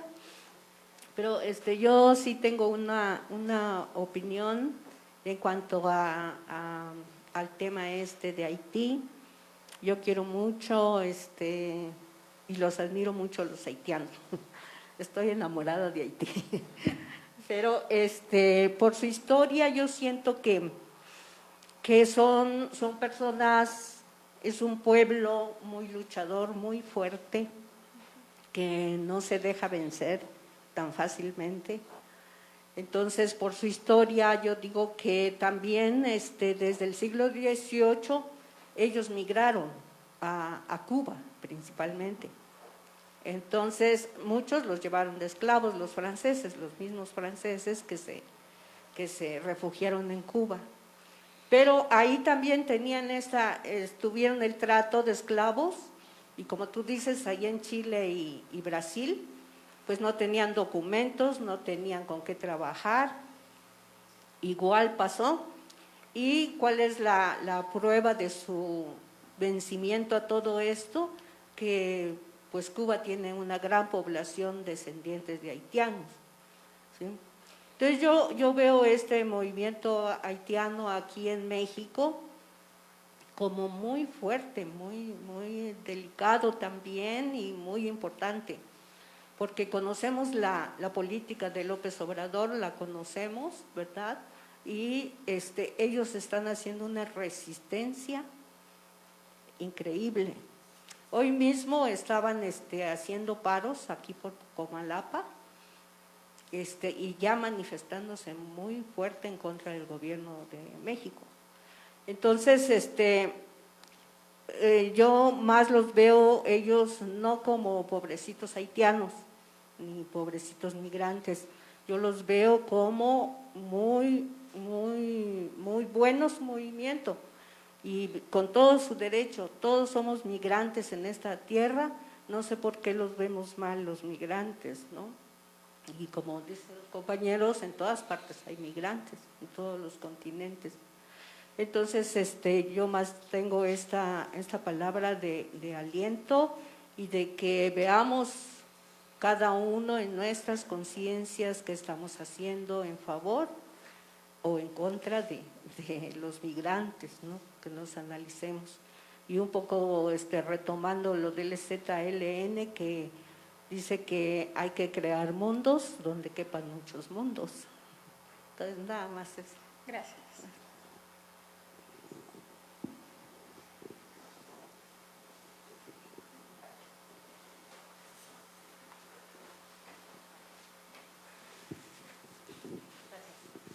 Muchas gracias por la información, tu análisis, pero más que todo por tu sensibilidad.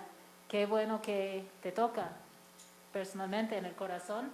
Eso muestra tu humanidad, a diferencia de algunos reporteros, como dice la compañera. Pues yo soy de un área rural de bajos ingresos en Estados Unidos, totalmente blanco, y tengo algunas anécdotas. Voy a quitar esto un momento. Tengo unas anécdotas para ilustrar un poco cómo era, por lo menos hace 40 años, donde crecí. Soy judía de etnia y en primer grado mencioné eso en la clase y un niño comentó, ¿eres judía? ¿Por qué no te quemaron en los hornos? Yo no lo entendí, lo repetí a mi mamá, me explicó. Luego me acuerdo en la primaria que estamos viendo algún video sobre algún grupo tribal negro y los niños riendo, burlando. Era la actitud. En ya la secundaria, la prepa, creo, estamos hablando de la Guerra Fría y pregunté al salón si tú supieras que ya Rusia ya había oprimido el botón para bombardear Estados Unidos, todo se iba a quemar y tú estuvieras en el botón y pudieras oprimirlo antes de que llegara la bomba a nosotros, eso no iba a cambiar que nos acabáramos, ¿lo oprimirías? Todos, incluso el profe, dijeron que sí. Entonces yo crecí en una cultura de mucha falta de humanidad. Entonces lo que se está, y lo asocio con un poquito creo que tocaste un poquito de tema de que cuando alguien ya se siente pisoteado, como bajos niveles socioeconómicos, busca pisotear a alguien más. Entonces ahorita mencionaste otro círculo vicioso de que los reporteros están diciendo cosas xenofóbicas porque su audiencia es xenofóbica y es su mercado. Entonces, pues la audiencia escucha esto y ya es circular otra vez. Entonces pregunto, los niños, aparte de la información, reportajes, hay otro trabajo que es necesario con los niños para no perpetrar esta xenofobia. Últimamente estoy escuchando este programa El Lobito, que no está tan mal, pero escucha que a cada rato está diciendo palabras de inglés, como fomentando eso. No lo he escuchado nada negativo, nada de niño, pero qué bueno sería también algunos mensajes que están apreciando otras culturas, además. Entonces, solo para destacar eso que falta para cambiar las cosas, la xenofobia, el odio en el futuro. Gracias. La compañera de blanco quería pedir.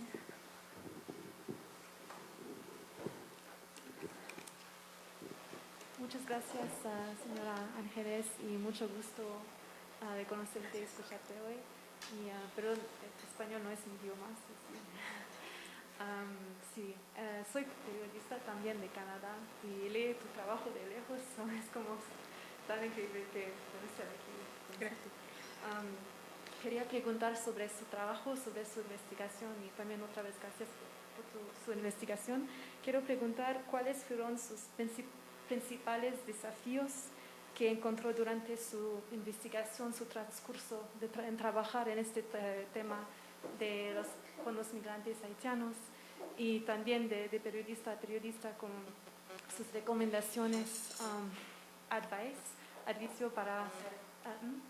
consejo, gracias, sí, consejo para los periodistas, los media que están trabajando en este tema con migrantes como los haitianos, si tienen, gracias. Creo que el valor del periodista es estar en el lugar donde se están desarrollando los hechos y la manera en que se está viendo, ¿no? Y eso creo que hace la diferencia. La empatía y el trabajo interno que tienen que hacer los periodistas y las periodistas es muy intenso y muy fuerte, porque de alguna manera sí hay que tener empatía, ¿no? Sí hay que tener empatía y hay que conocer el contexto y hay que tener la suficiente también sensibilidad como para ir poco a poco, ¿no? A veces al periodista le piden que haga algo de un día para otro, de una semana para otra, y se puede hacer, pero quizá no se haga de la manera correcta. Entonces, en mi caso, pues he trabajado el tema de la migración desde hace algunos años y trato ahorita de no tomar cualquier trabajo, a pesar de la precariedad económica, sino de trabajos que me permitan reflejar las cosas de mejor manera, ¿no? Y reflejar las cosas de mejor manera significa a veces pausarse un montón, y ir y tratar de entender y regresar y tener dudas y crisis y todo lo que nos pasa y después volver a regresar y volverlo a intentar y también ser muy respetuosa de las personas, de cuando quieren hablar y cuando no quieren hablar, ¿no? La población migrante haitiana no quiere hablar, ¿no? Al menos no quiere hablar con nosotras y nosotros, y eso es así como que muy fuerte. Ese creo que es el principal reto que tengo ahorita, por una parte por el idioma, otra parte por la desconfianza y otra parte es por la forma en que los medios de comunicación les han tratado. Entonces, para tratar de sacar estas imágenes que se reflejan en las piezas periodísticas, hay que ir una y otra y otra y otra vez, ¿no? Y siempre de una manera, creo yo, como que muy a raíz de piso, ¿no? Porque a veces, si uno siempre les pregunta a los alumnos, cuando se imaginan un periodista, ¿cómo se lo imaginan, no? Y se lo imaginan con cámaras y con chalecos y llegando e irrumpiendo en los lugares, ¿no? Y son creo que dinámicas distintas las que logran hacer como que estas radiografías más intensas, porque es cuando llegas y te metes y te detienes y te invisibilizas. Entonces a mí me ha funcionado bastante eso, de llegar y solo observar y solo ver, y cuando me aceptan, pregunto, y si no me aceptan, no me impongo. Pero nos enseñan que los periodistas tienes que llegar y tienes que obtener la información, y es una antropóloga me decía, los periodistas también son extractivistas, porque llegan y sacan información y se van, y pocas veces regresan, ¿no? Y pocas veces regresan el trabajo, y pocas veces hacen que su trabajo sirva a las personas que les dan lo más importante, que es sus historias y su vida, ¿no? Y contar su vida. Entonces, quienes tengan el privilegio de poder hacer trabajos más pausados, más internos, más interiorizados, más pensados y poder realmente transmitir lo que está sucediendo, pues yo creo que sí se debe hacer. Y aun cuando un periodista tenga que cumplir con 3, 4 notas diarias y toda esa dinámica en las que lo someten, yo creo que también tenemos tiempo de pensar nuestro trabajo y de ir haciendo y trabajando poco a poco estas cosas. Y también de decir, pues, ¿qué quiero? ¿Este trabajo o quiero otro trabajo? Aunque el costo sea mayor, a veces uno invierte más que de lo que obtiene, la verdad. Y decir, bueno, pues a lo mejor esto sí me daría un salario mensual, constante, y me permitiría vivir, y a lo mejor en este no, pero son posiciones de vida, ¿no? Más bien creo que esa es la respuesta. Son posiciones de vida y son miradas que uno decide tener. Y es también como que romperse en esta parte que nos enseñan en la academia de decir, el periodista es objetivo y tiene que ser neutral y no tiene que tomar partido y no tiene que meterse con las comunidades y no tiene que asimilarlas y no tiene que incluso hasta sufrirlas. O sea, tú entras es lo que es la dinámica que te piden que tengas. Pero a veces esa no es posible y a veces no queremos que esa sea, ¿no? En mi caso yo no quiero estar ahí ya. Esa sería como que la respuesta. Gracias. Tengo una pregunta. Bueno, también, sí, cierto. Sí, pues en primer lugar, gracias, ¿verdad?, por venir acá. Y con la idea, pues, principal de demostrar lo que Haití significa, ¿verdad? Para mí es el punto clave, ¿verdad?, en lo que significa Haití en la historia y su trayectoria, ¿verdad?, en este sentido. Pero también me gustaría mucho tu opinión sobre el sentido de las luchas revolucionarias, ¿verdad? Porque resulta que esta población, ¿verdad?, toda esta población migrante ahora, ¿verdad?, como Cuba, como Haití, como Nicaragua, como Honduras, como El Salvador, como Guatemala, como Chiapas, como toda esta población migra. Y entonces, ¿dónde quedó la lucha revolucionaria? ¿Dónde está la posibilidad? ¿Qué vínculos tiene esta población con estos anhelos de libertad, de justicia, de sociedad nueva? ¿Cuál es tu opinión sobre esto? ¿Dónde lo encuentras en las caravanas, todo este sentido? Híjole, es un poco difícil porque sobre todo uno pensaría en las juventudes y hace rato mencionaban, ¿y dónde están los niños y las niñas, no? Y eso es lo que a veces yo le preguntaba ahora en un trabajo que estoy haciendo a las psicólogas, de cuál es el impacto que está teniendo todas estas violencias que viven sus padres y que de alguna manera viven ellos en esta niñez. ¿Cómo van a crecer estos niños después de ver estas imágenes, después de ver a sus madres violadas y después de ver estos operativos violentos? ¿Qué es lo que cómo lo van a superar, ¿no? Y cómo lo van a asimilar y cómo van a querer transformarlo si es que quieren transformarlo. Es un poco desesperanzador a veces pensar en esos futuros y en esas juventudes en las que recaería esas posiciones rebeldes, ¿no? O esas posiciones de querer cambiar. Entonces yo creo que si lo que se quiere cambiar, que hay diferentes revoluciones, más bien, creo que esa es la respuesta, hay diferentes revoluciones y diferentes formas de cambiar. Y a veces quizá esos movimientos emancipadores no necesariamente tengan que ser los movimientos emancipadores de masas, ¿no? Quizá estos movimientos emancipadores vengan de estas juventudes que tienen que superar esta situación de violencia y que planteen nuevas formas de vida. Y yo creo, o sí veo con mucha esperanza a nuestras juventudes porque se están enfrentando a algo que nosotros, al menos de mi generación para atrás, no lo vivimos, y que tocó el doctor Antonini, que es la crisis medioambiental. Entonces creo que si bien estos movimientos emancipadores quizá no vayan a ser como nosotros estamos acostumbrados, como es la revolución armada quizá, o como las sublevaciones, creo que sí, al enfrentarse a esta crisis medioambiental, esta crisis de vida y esta pérdida de esperanza, de alguna manera los provoca a estas nuevas generaciones a plantearse los cambios de fondo, ¿no? A plantearse los cambios en el modo en el que estamos viviendo y que tiene toda esta lógica capitalista de acumulación y de extracción de recursos. Entonces yo sí veo la esperanza del cambio. Repito, no en esta concepción quizá ya más tradicional de las revoluciones emancipadoras, pero sí hay cambios internos que están viviendo quizá obligados por las circunstancias medioambientales y por la pandemia misma, a preguntarse su vida y a preguntarse su vida futuro, porque justo son estos jóvenes y seguramente los niños que todavía no lo ven de esa manera, pero a la que se van a enfrentar, de ver el fin de la humanidad como algo realmente cierto, certero, cercano y posible que nosotros no vimos. O sea, nosotros lo que queríamos era como que tener mayores libertades y quizá también recursos, etcétera, etcétera. Pero ahorita ya es la lucha por la vida, y la lucha por la vida, y al tener enfrente la lucha por la vida, es donde uno ya tiene que regresar hacia sí mismo y hacer los cambios, ¿no? Y entonces los cambios sí yo los veo en estas juventudes que ya se están planteando su estancia en este planeta y los cambios que tienen que hacer para que puedan permanecer de la mejor manera, ¿no? Entonces quizá por ahí.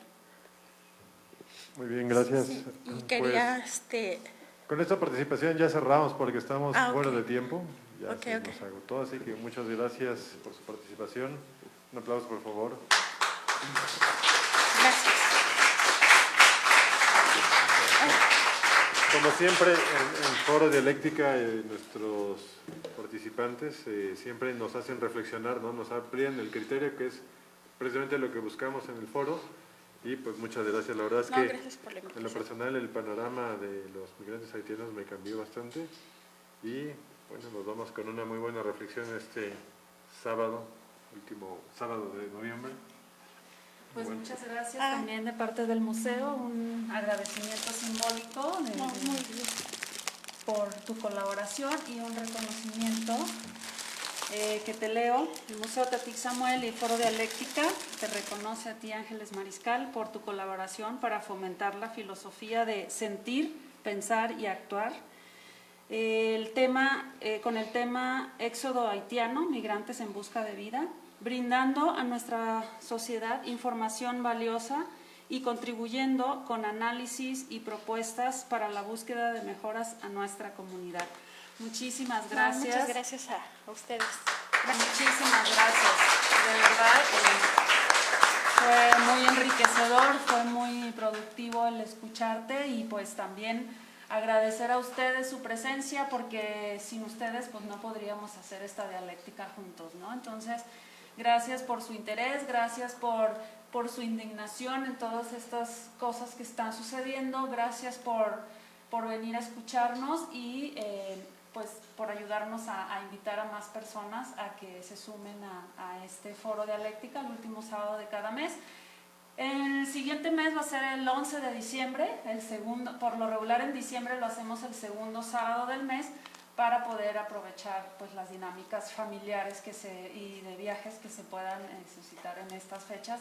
Entonces, la próxima cita es el 11 y también el 18, el siguiente sábado 18 de diciembre vamos a inaugurar una exposición fotográfica de la cuestión de refugiados de Guatemala, ¿no? También otro temazo. Va a ser una exposición temporal y la inauguración va a ser el sábado a las 11 de la mañana, sábado 18 de diciembre. Muchísimas gracias. Recuerden que los que no conocen el museo podrán hacer el recorrido ahorita saliendo de aquí de manera totalmente gratuita, de cortesía, como agradecimiento por su interés en nuestro foro. También tenemos cafecito y pan para los que gusten pues disfrutar. Muchísimas gracias. Gracias. Gracias.